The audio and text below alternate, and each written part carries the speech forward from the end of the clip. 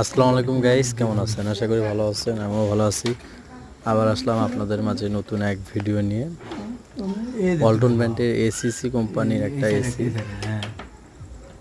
এটার প্রবলেম পানি পড়ে 4-5 ঘন্টা চালানোর পর পানি পড়ে। এটা এর আগে 2টা টেকনিশিয়ান দেখে গেছে, আর ওগুলো তো লক আটকে আছে। আর তারপরেও একই অবস্থা। আবার আমরা আসলাম দেখতে। আমাদের সিনিয়র ভাই আছে আমাদের সাথে, সোহেল ভাই। ওনার বাসা সিরাজগঞ্জ।